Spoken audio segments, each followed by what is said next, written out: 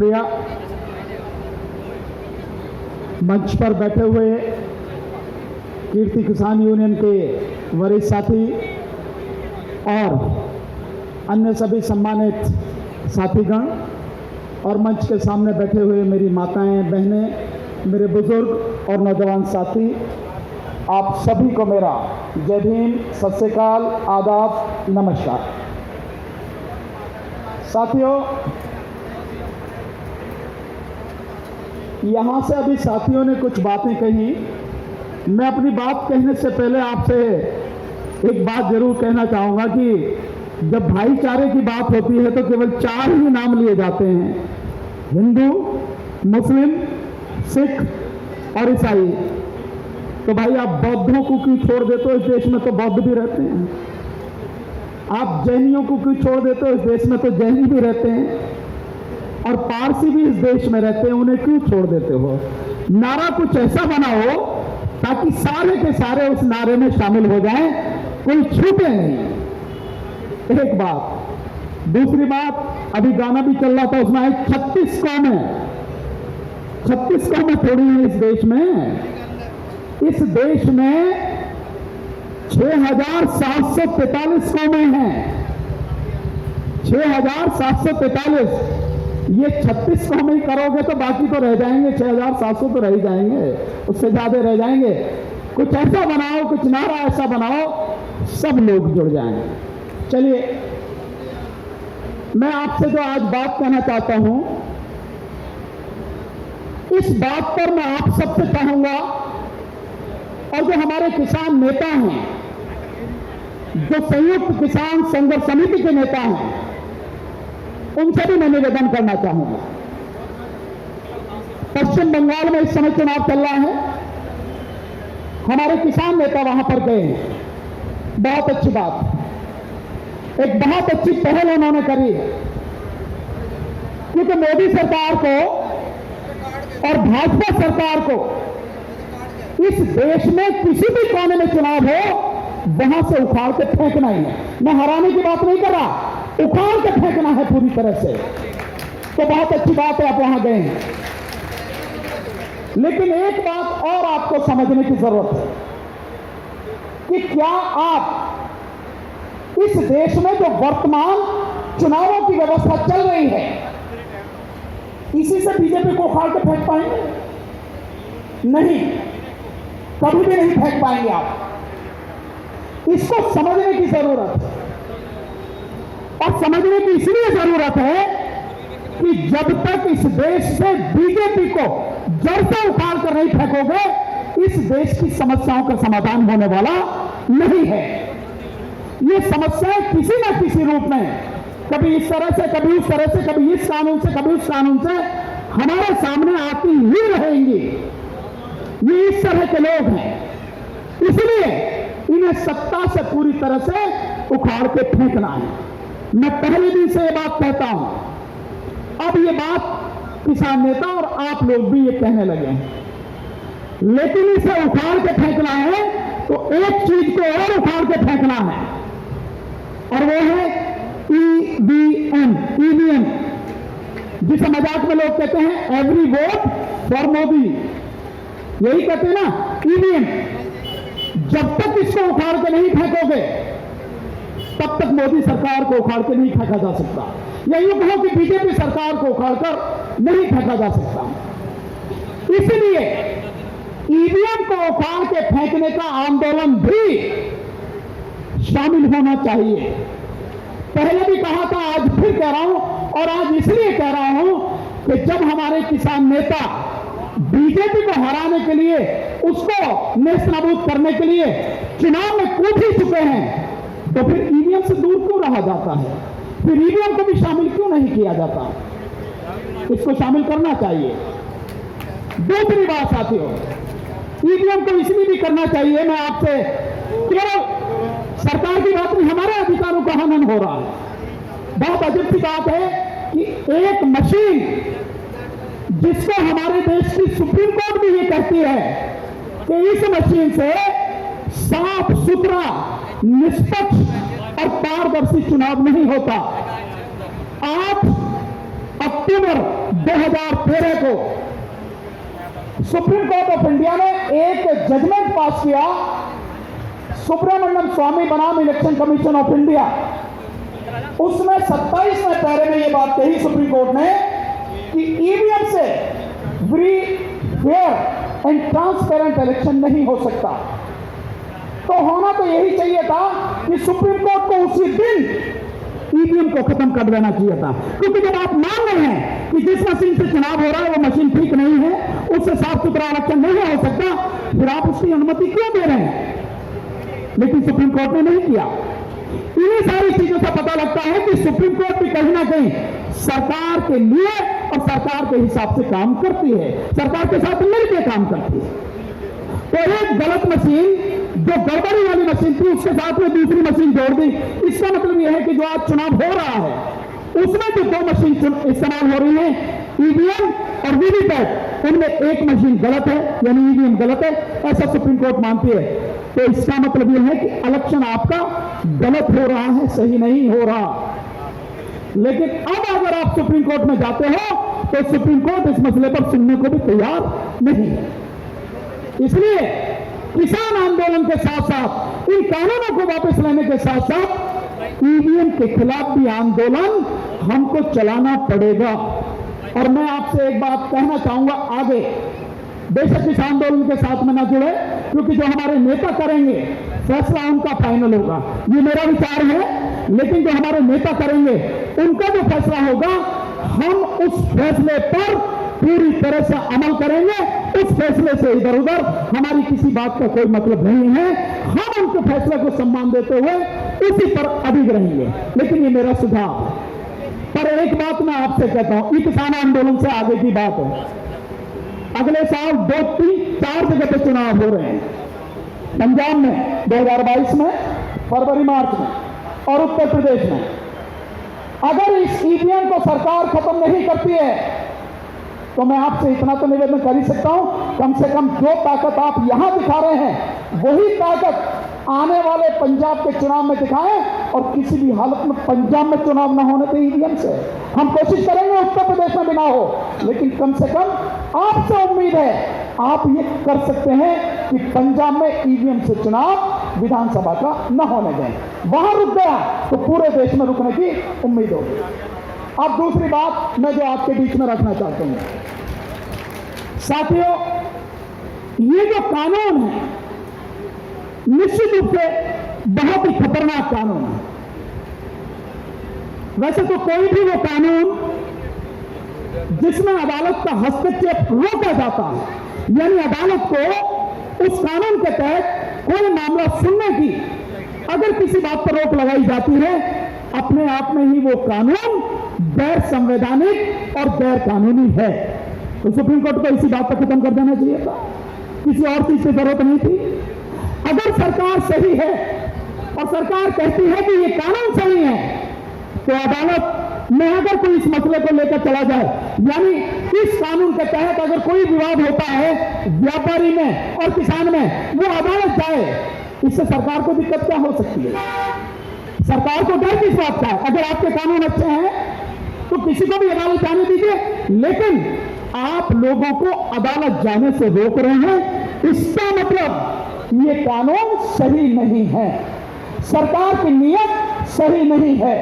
और दूसरा, इसी कानून के तहत जो एग्रीमेंट वाला कानून है, यानी कॉन्ट्रैक्ट फार्मिंग का कानून है, उसकी धारा 18 में जो लिखा गया है कि अगर कोई भी अधिकारी राज्य सरकार का या केंद्र सरकार का या एसडीएम, एडीएम या डीएम इस कानून के तहत कोई भी फैसला देता है, उसके खिलाफ कोई कार्रवाई नहीं होगी, कोई भी सिविल सूट फाइल नहीं होगा, कोई भी क्रिमिनल केस फाइल नहीं होगा, किसी भी तरह की कानूनी कार्रवाई उसके खिलाफ नहीं की जाएगी।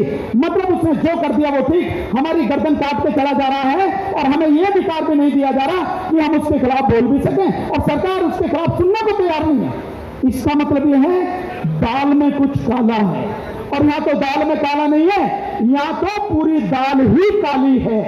इसलिए ये कानून पूरी तरह से गलत, गैर कानूनी और गैर संवैधानिक है।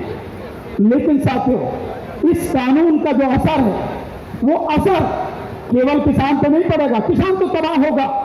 किसान तो इस कानून के लागू होने के बाद पहले अपनी ही जमीन पर मजदूर बनेगा और फिर उसके बाद गुलाम बनेगा। और जिस दिन किसान अपनी जमीन पर मजदूर बन गया तो जो करोड़ों की संख्या में मजदूर हैं वो कहां जाएंगे? इसका मतलब मजदूर खत्म होंगे। और जब मजदूर खत्म होंगे तो कितनी बड़ी संख्या मजदूरों की है, गरीबों की है, इसका अंदाजा आप लगा सकते हैं। क्योंकि सरकार ने 2013 में इस देश के गरीबों के लिए कानून बनाया कि उन्हें घर पे रोटी मिल सके, उन्हें खाना मिल सके, जिसको हम नेशनल फूड सिक्योरिटी एक्ट बोलते हैं। और उसमें कहती है सरकार, इस देश में 82 करोड़ लोग गरीब हैं। ये कहती है सरकार, जिनको 3 रुपए किलो चावल, 2 रुपए किलो गेहूं और 1 रुपए किलो मोटा अनाज देने की बात करती है। जो मैं अब बात कहने जा रहा हूं आपसे वो ये है कि न केवल किसान इससे खत्म होगा, मजदूर भी खत्म होगा। और अगर आपको ध्यान हो, इस सरकार ने जब कोरोना लगाया और लॉकडाउन किया पूरे देश में, सबसे पहले मजदूरों की गर्दन को काटा। आपको ध्यान है, भूले नहीं होंगे, हजारों किलोमीटर दूर कैसे यहां के मजदूर जो बिहार के थे, उत्तर प्रदेश के थे, जो उड़ीसा के थे, झारखंड के थे, छत्तीसगढ़ के थे, किस तरह से पैदल चलते हुए अपने घरों तक पहुंचे। रास्ते में कई लोग मर गए, घर तक भी नहीं पहुंच पाए। तो मजदूरों को न केवल पूरी तरह से उन्हें तबाह किया, बल्कि साथ में उनको तबाह करने के लिए कानून भी लेकर आई। यानी जो कानून मजदूरों की सुरक्षा के लिए थे, जो मजदूरों के हक के थे, वो सारे कानून केंद्र सरकार ने और धीरे धीरे फिर अलग अलग राज्य सरकारों ने, उत्तर प्रदेश ने, कर्नाटक ने, मध्य प्रदेश ने, ये धीरे धीरे राज्य सरकारों ने भी खत्म किए। किसान और मजदूर दोनों मिले हुए हैं, जुड़े हुए हैं, दोनों भाई हैं। यहां से आंदोलन भी माता जी ने लगाया कि किसान मजदूर एकता जिंदाबाद। हमारे जो बैनर लगे हैं उन पर भी लिखा है किसान मजदूर एकता जिंदाबाद। लेकिन इसमें एक छोटी सी और सुधार होने की जरूरत है। मेरे साथ में किसान यूनियन के जो वरिष्ठ पदाधिकारी हैं वो भी बैठे हैं, आप सब भी बैठे हैं, और मेरी आवाज जहां तक भी जा रही है, मैं हाथ जोड़कर किसान संघर्ष समिति के जो नेता हैं उनसे ये निवेदन करूंगा, जब किसान और मजदूर एक हैं तो किसानों के खिलाफ लाए गए कानून अगर हम वापस करने की बात कर रहे हैं, तो मजदूरों के खिलाफ लाए गए कानून, मजदूरों को तबाह करने वाले कानून, उनको भी इसमें क्यों नहीं जोड़ा जा रहा है? उनको भी एक लाइन जोड़नी है कि सरकार मजदूरों को तबाह करने के लिए जो उसने श्रम कानूनों में बदलाव किया है उसको खत्म करे और मजदूरों की सुरक्षा के लिए कानून पूरी तरह से बहाल करे। ये बात भी इसमें जोड़ी जानी चाहिए। और आखिरी बात आपसे कहकर मैं अपनी बात खत्म करूंगा कि हम एमएसपी की बात करते हैं कि एमएसपी होनी चाहिए और एमएसपी को कानून बनाना चाहिए।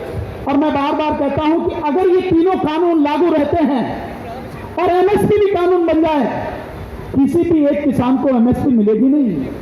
और इसका बहुत सीधा सा कारण है, जब कॉन्ट्रैक्ट फार्मिंग के जरिए धारा 3 के अंतर्गत व्यापारी का और किसान का समझौता होगा, एग्रीमेंट होगा, उसमें व्यापारी किसान की फसल को किस कीमत पर खरीदेगा ये भी लिखा जाएगा उसमें। यानी फसल बोने से पहले वो किस रेट में खरीदी जाएगी ये जब लिख दिया जाएगा तो एमएसपी का मतलब क्या रहेगा? एमएसपी किसको मिलेगी? किसी को एमएसपी मिलने वाली नहीं है।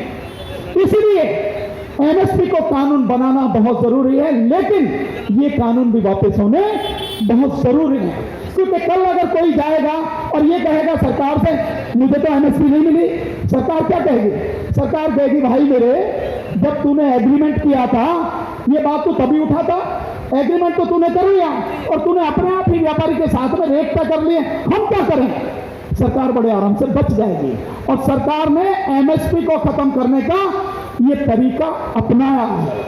इसी तरीके से एमएसपी खत्म होगी, क्योंकि 2017 में नीति आयोग जो पहले योजना आयोग था उसके एक एडवाइजर हैं मिस्टर सुब्रमण्यम, उन्होंने कहा था कि सरकार को एमएसपी से और किसान को दी जाने वाली सब्सिडी से बाहर निकलना चाहिए। ये उसी के तहत एमएसपी खत्म की गई है इन कानूनों के माध्यम से। अब आखिरी बात आपसे मैं कहना चाहता हूं, हम एमएसपी की बात करते हैं, हम एमआरपी की बात नहीं करते। एमआरपी समझते हैं मैक्सिमम रिटेल प्राइस, यानी अगर किसान से कोई चीज खरीदी जा रही है तो जिस रेट पर खरीदी जा रही है वो यूज करने वाले यानी आखिरी उपभोक्ता को, माना आप हैं, आप उस चीज को खरीद कर इस्तेमाल करते हैं तो आपको किस रेट में मिलनी चाहिए, ये भी तय होना चाहिए कि नहीं होना चाहिए कि किसान से खरीदे जाने वाला आलू 5 रुपए किलो और बिकता है 50 रुपए किलो, किसान से खरीदी जाने वाली प्याज खरीदी जाती है 4 रुपए किलो या 6 रुपए किलो और वो बिकती है 100 रुपए किलो तक। किसान से खरीदे जाने वाला लहसुन खरीदा जाता है अधिक से अधिक 36 रुपए किलो और वो भी थोड़ी सी मात्रा में, बाकी तो 9-10 रुपए किलो खरीदा जाता है, लेकिन वो लहसुन 400 रुपए किलो तक बिकता है। तो इसका फायदा किसको हो रहा है? इसका फायदा केवल उस व्यक्ति को हो रहा है जिसकी जेब में पैसे हैं, यानी व्यापारी को। जो व्यक्ति, जो किसान फसल का उत्पादन करता है उसे उसकी लागत की कीमत भी नहीं मिल पाती है, लागत भी नहीं मिल रही उसे, उसका फायदा तो दूर की बात है, लागत भी नहीं मिल रही। और वो व्यक्ति जो आखिर में उस चीज को, उस उत्पादन को इस्तेमाल करता है, उसकी जेब लूटी जा रही है, उसकी जेब काटी जा रही है, उसकी जेब पर डाका डाला जा रहा, फायदा उसको भी नहीं मिल रहा। यानी उगाने वाले को और इस्तेमाल करने वाले को किसी को कुछ नहीं मिल रहा। जो बीच में है, जो बीच में पैसे के दम पर इस सारे का व्यापार करता है, वो बैठे बैठे बिना कुछ किए पैसे के दम पे कितना मुनाफा कमा रहा है। यानी 37 रुपए की चीज, 36 रुपए की चीज 300-400 रुपए किलो। इसलिए एमआरपी भी निश्चित होना चाहिए। अगर इस्तेमाल करने वाले व्यक्ति को कोई चीज मिलती है 100 रुपए में और किसान से मिल जाती है वो चीज 10 रुपए में, तो या तो किसान से 50 रुपए मिली जाए ताकि उसे भी नफा हो सके, या जो व्यक्ति इस्तेमाल कर रहा है उस व्यक्ति को 10 रुपए की चीज ज्यादा से ज्यादा 20 रुपए में दी जाए। ये होना चाहिए तो नहीं होना चाहिए? जो बीच के लोग हैं बिना किए अगर वो इतना मोटा मुनाफा कमा रहे हैं, इस बात की इजाजत उन्हें क्यों दी जानी चाहिए? इस बात को भी हमें सोचना चाहिए और इस बात को भी अपने इन आंदोलन में, अपने इन मांग पत्रों में शामिल होना चाहिए। मेरा ऐसा सुझाव है ताकि ये आंदोलन बड़ा बन सके। और आखिर में आपके माध्यम से सिर्फ एक चीज कहना चाहूंगा, मैं बार बार कहता हूं साथियों, घरों में बैठे बहुत से लोग जो आंदोलन में आने रहे, यानी उनके गर्दन पर इतनी तलवार चलाई जा रही है कि तेल, पेट्रोल 100 रुपए लीटर से भी ज्यादा मिल रहा है और डीजल दुगना हो गया और सरकार ने सिर्फ इसी से 31.5 लाख करोड़ से ज्यादा रुपए कमा लिए। आपको सुनकर हैरानी होगी, जानकर आपको ताज्जुब होगा। आपको यानी किसान को ये जो सरकार 6,000 रुपए किसान सम्मान निधि के रूप में देती है, अब तक जितनी बार दिए गए सरकार के आंकड़ों के हिसाब से 7 बार ये जो रुपए दिए गए हैं, 2-2 हजार रुपए, एक साल में 6,000 देते हैं, 4 महीने में 2,000, तो ये जो 2-2 हजार रुपए 7 बार दिए गए हैं, ये रुपए मिला के जितने होते हैं सरकारी आंकड़े के हिसाब से वो 1,10,000 करोड़ के लगभग है। सरकारी आंकड़े, वो सही है गलत मैं इस पर नहीं जा रहा हूं, पर मैं मान लेता हूं कि वो सही है। मात्र 1,10,000 करोड़ रुपए सरकार ने किसानों को दिए, पर किसानों से केवल डीजल पर, डीजल की बात कर रहा हूं मैं, पेट्रोल की बात नहीं कर रहा, केवल डीजल पर जो किसान इस्तेमाल करता है देश में डीजल, यानी जितना डीजल इस्तेमाल होता है उसका 28% किसान इस्तेमाल करता है, उस डीजल पर जितना पैसा कमाया है उतना भी नहीं दिया। पता है आपकी जेब से डीजल से कितने पैसे निकाले सरकार ने? 1.5 लाख करोड़ से ज्यादा। यानी जो डीजल से हमसे पैसा लूट लिया उतना भी पैसा हमें नहीं दिया सरकार ने। यह है सरकार का ढंग और तरीका। लेकिन लोग घरों में बैठे हैं, महंगाई इतनी बढ़ रही है, फिर भी आने को तैयार नहीं है। मेरा उन लोगों से निवेदन है आपके माध्यम से, जरा सोचो जरा शर्म करो। तुम लोग घरों में बैठे हो और ये सरकार तुम्हारी स्तुति की वजह से देश के हर व्यक्ति की गर्दन काटी जाती है, काटी चली जा रही है। तुम्हें शर्म नहीं आती कि इस आंदोलन में यह साथ पर आकर लोगों का साथ दो और आंदोलन करो। तो मेरा आप लोगों से निवेदन है, इस आंदोलन का साथ दें। और जैसे कहा, अंबानी, अदानी और लाला रामदेव, इनके उत्पादनों का पूरा बहिष्कार हो। हमें इस बात को भूलना नहीं है। लगातार अपने दोस्तों को, अपने जो रिश्तेदार हैं, उन सबको, जानने वालों को कहते रहना है कि अंबानी, अदानी और लाला रामदेव के उत्पादनों का बहिष्कार करें, लगातार बहिष्कार। जैसे जैसे उनकी दुकानों पर ताला लगेगा, वैसे वैसे सरकार हमारी बात को मानने के लिए मजबूर होगी। बहुत बहुत शुक्रिया, आपने समय दिया, मेरी बात ध्यान से सुनी, आपका बहुत बहुत धन्यवाद। बोले सो निहाल।